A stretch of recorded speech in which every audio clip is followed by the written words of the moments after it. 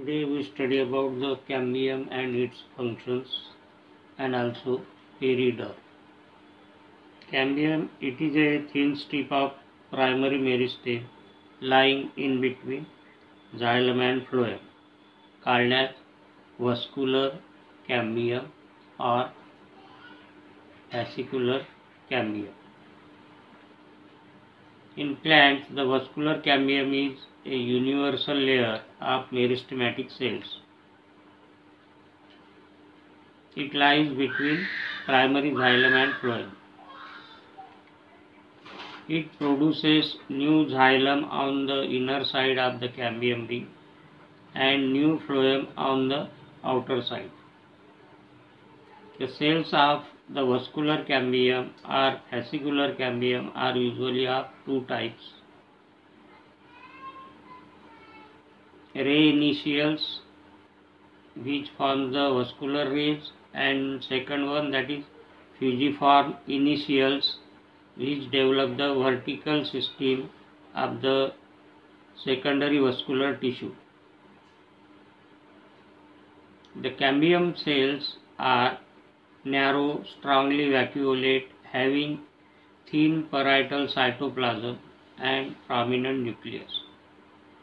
Cambium with short initials, as seen in herbs, are regarded as the most recent ones. Most of the cells divisions in the cambium are periclinal, that is parallel to the cambial surface.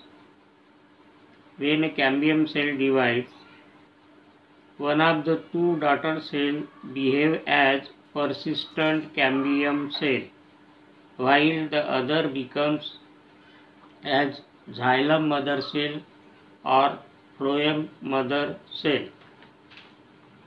The cambium cells continues to divide in this manner so that one daughter cell always remain as cambial cell and other usually matures directly into a xylem or phloem mother cell.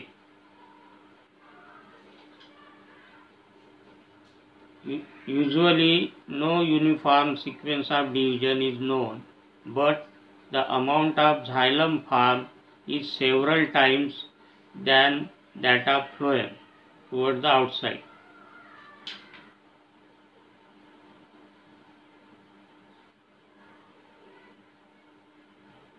Along with the production of these secondary vascular tissue, the cambial ring becomes multi-ciliate.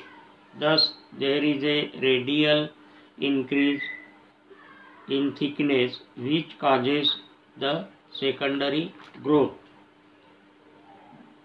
During the secondary growth, the cambium element separates the xylem and the phloem. Normally, this cambium is known as fascicular cambium. After some times, the cells of this vascular cambium becomes meristematic, that is, they develop the capacity of undergoing repeated divisions. At the initial stages of secondary growth, the cells of the parenchymatous tissue of medullary rays lying near the vascular cambium also becomes meristematic. In this way, opposite to vascular cambium are formed new patches of meristematic cells. These patches, because of their meristematic activity, are termed as interfascicular cambium. This cambium gets joined with the original fascicular or vascular cambium and forms a ring of meristematic cells. This may also term as cambial ring. As the secondary growth starts, this single cell thick layer of fascicular and interfascicular cambium undergoes divisions. The cells divide tangentially into two daughter cells each. Out of these two cells, one continues to remain meristematic and the other get added either to xylem or phloem. If this newly formed cell is towards the inner side, it is element of secondary xylem, and if towards peripheral side, it is the element of secondary phloem. The division of meristematic cells continues and secondary xylem and secondary phloem are produced. Usually the elements of secondary xylem is more than the elements of secondary phloem. With the formation of more and more of secondary xylem, the cambium ring is pushed more and more towards the periphery. The primary tissue get pushed apart from each other gradually.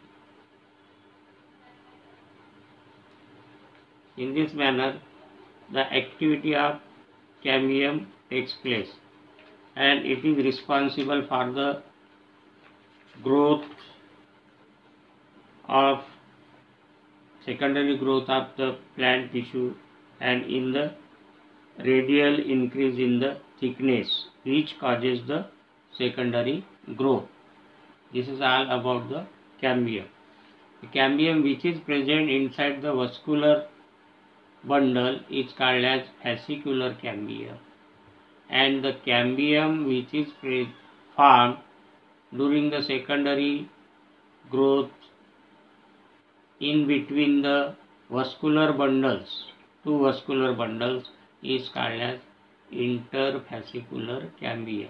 Both fascicular and interfascicular cambiums are responsible for the secondary growth of the stem in dicot generally.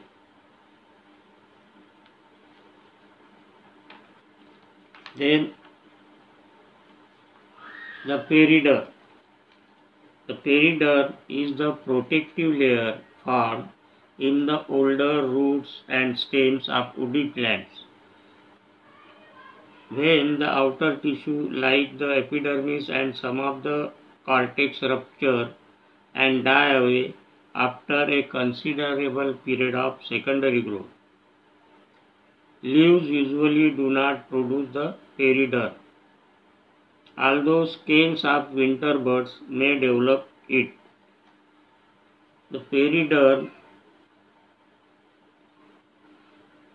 consists of 3 layers of tissue having differentiated into a layer of meristematic cells known as phloem or cork cambium,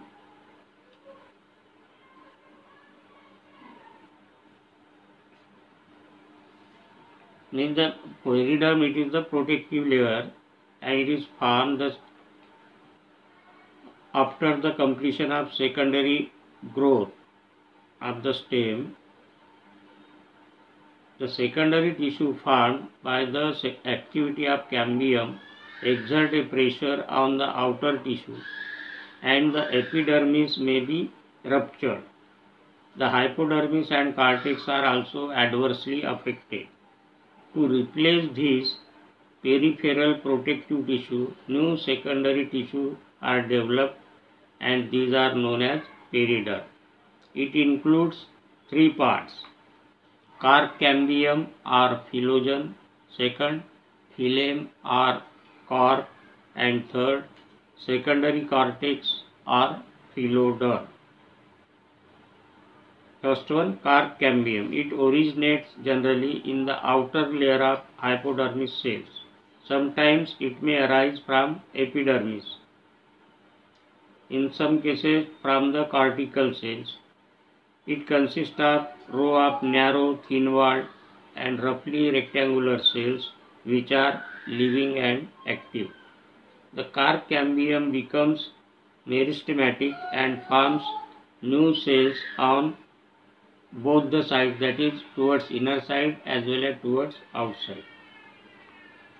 Towards inner side it forms into a secondary cortex or phloderm, while towards outside it forms into a cork. Secondary cortex. The newly formed cells of carp cambium on the inner side get converted into parenchyma and form the secondary cortex or phylloder. The cells generally bear chloroplast and add to the primary cortex. Sometimes the cells may become thick wad. The new cells formed on the outside of the carp cambium lose their content, become filled with air, and are arranged in row right angle to the surface, forming a dead impervious layer. The cell's walls become suberized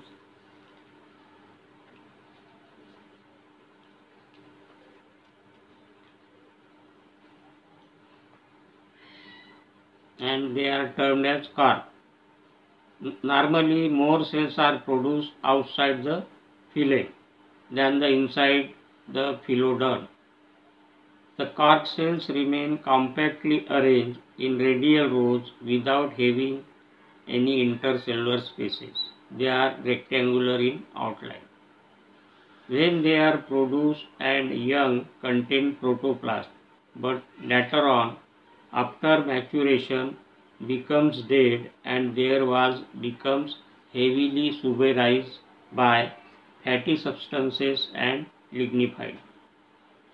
Sometimes they may contain resin and tannins and become brown to yellow in color.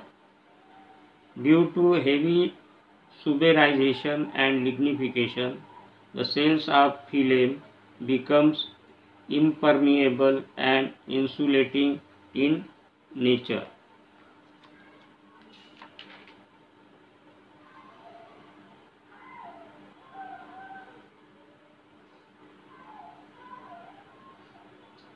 Then the functions of carp are periderm. Protection is the main function of the carp and periderm and bar.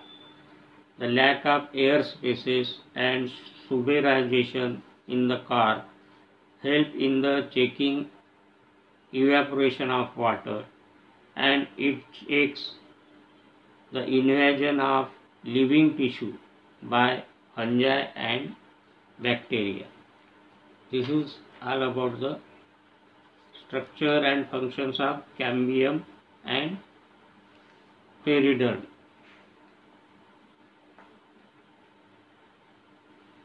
Thank you.